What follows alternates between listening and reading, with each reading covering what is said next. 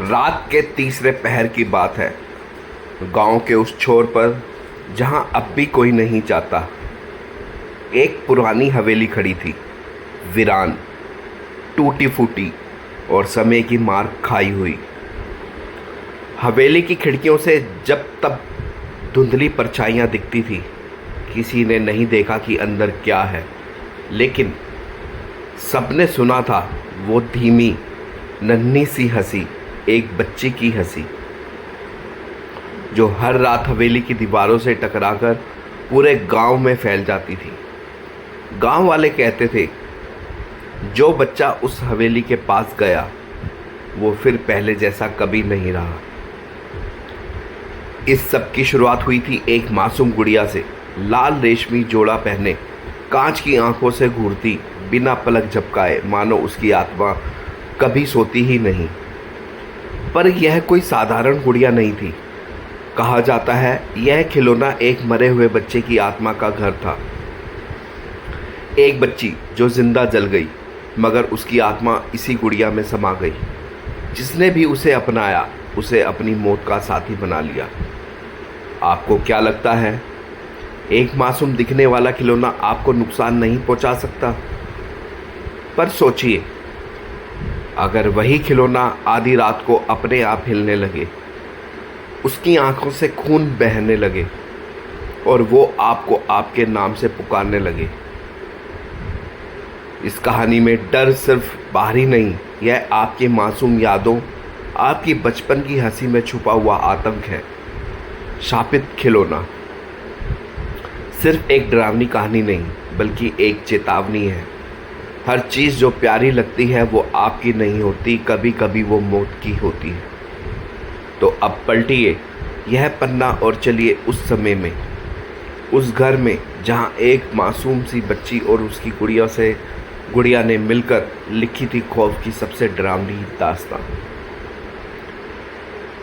साल 1996, उत्तराखंड के एक शांत लेकिन रहस्यमय गांव कुलघाट। एक पुरानी हवेली खंडर में बदल चुकी थी। कभी ये हवेली राय चौधरी खानदान की थी, गांव का सबसे रईस परिवार। लेकिन एक आग लगी जिसमें पूरा परिवार खत्म हो गया। बस बच्ची तो एक गुड़िया, कांच की आंखों वाली, रेशमी बालों वाली, लाल जोड़े में लिपटी। गांव वालों ने उस गुड़िया को शापित मान लिया। कहा गया कि हवेली में रात को उसकी हंसी गूंजती है। साल 2022, दिल्ली से एक छोटे से परिवार ने कुलघाट गांव में एक फार्म हाउस खरीदा। शहर की भीड़ से दूर सुकून की तलाश में पति पत्नी और उनकी 7 साल की बेटी रिया शांत और कल्पनाशील थी और अकेले में खुद से बातें किया करती थी। एक दिन खेलते हुए वह गांव के पुरानी हवेली तक पहुंच गई। वहां उसने मिट्टी में आधी दबी एक गुड़िया देखी, धूल और जाले से भरी, लेकिन उसकी कांच जैसी आंखें चमक रही थी। रिया उस गुड़िया को घर ले आई और तब शुरू हुआ खौफ का खेल। पहली ही रात रिया के कमरे में कुछ अजीब आवाज़ें आने लगी, जैसे कोई फुसफुसा रहा हो। माँ को लगा रिया सपना देख रही है, लेकिन रिया कहती रही, डॉली मुझसे बातें करती है, वो मुझसे कहती है कि तुम लोग अच्छे नहीं हो। अगली सुबह दीवार पर एक चाकू से खुदा हुआ संदेश मिला, वो मेरी है। गांव की एक बुजुर्ग महिला चंपाबाई, जो कभी राय हवेली में काम कर चुकी थी, अचानक फार्म हाउस पर आई। उसने गुड़िया को देखा और थर थर कांप उठी। इसे बाहर फेंक दो, ये वह गुड़िया है जो उस रात राय परिवार को खा गई थी। उसने बताया उस गुड़िया को कभी राय साहब की बेटी अनाया के लिए खास बंगलोर से मंगवाया गया था, लेकिन अनाया की जलती हुई लाश के साथ जब हवेली जली, तब भी गुड़िया पूरी सलामत थी। अब रिया पहले जैसी नहीं रही। उसकी आंखें खाली दिखती थी और अब वह बार बार वही कविता दोहराती थी, लाल जोड़ा काली रात, मेरी हंसी में है तेरा पतन साथ। रिया की माँ ने एक दिन उसे अपनी ड्रेस में खून के धब्बों के साथ देखा। रिया ने मुस्कुराकर कहा, डोली को खेलना पसंद है, अब तुम्हारी बारी है मम्मा। परेशान होकर माता पिता एक पुराने तांत्रिक श्री तिवारी को बुलाते हैं। तिवारी आते ही कहता है, यह खिलौना नहीं, एक बंधी हुई आत्मा है। किसी पुराने वशीकरण क्रिया में इसे माध्यम बनाया गया था। इसे सिर्फ बलिदान से ही रोका जा सकता है। गुड़िया को मंत्र से घेरकर तांत्रिक उस जलाने की कोशिश करता है, लेकिन अचानक कमरे की सारी बत्तियां बंद हो जाती हैं और गुड़िया की हंसी गूंजती है। तिवारी बाबा, तुम भी जलोगे। गांव के मंदिर के पीछे एक पुराना कुआं था, जहां कहा जाता था कि उस रात की सारी आत्माएं बंद हैं।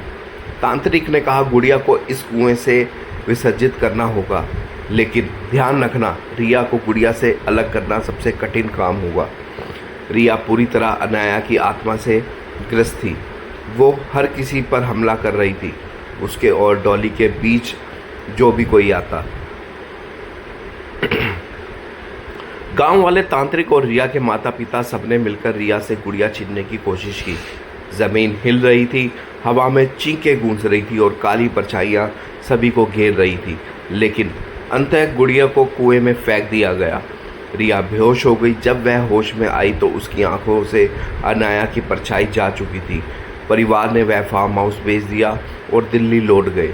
लेकिन कुछ महीनों बाद कुलघाट गांव की एक नई लड़की पूजा खेत में खेलते हुए एक चीज़ लेकर आई। एक गुड़िया कांच की आंखों वाली लाल जोड़े में, और उसके कमरे में एक बार फिर गूंजने लगी वो कविता, लाल जोड़ा काली रात। कुछ खिलौने केवल खेलने के लिए नहीं होते, कुछ खिलौनों में छिपे होते हैं वो रहस्य जिनसे खुद मौत भी डरती है। शापित खिलौना एक ऐसा सच्चा डर है जो आपके कमरे में किसी कोने में आज भी जिंदा हो सकता है। तो अगली बार जब कोई पुरानी गुड़िया, भालू या खिलौना आपको घूरता दिखे तो बस मुस्कुराकर कह दीजिए, मैं तुम्हारे साथ नहीं खेलना चाहता। अगर आपको ये कहानी पसंद आई हो तो कहानी मंगल चैनल को सब्सक्राइब करना ना भूलें। अगली बार मिलेंगे एक नई डरावनी और सच्चाई से भरी कहानी के साथ। पूरी वीडियो देखने के लिए धन्यवाद। चैनल को सब्सक्राइब और वीडियो को लाइक ज़रूर करें। मिलेंगे नेक्स्ट वीडियो में। अपना ध्यान रखिए। हर हर महादेव, जय महाकाल।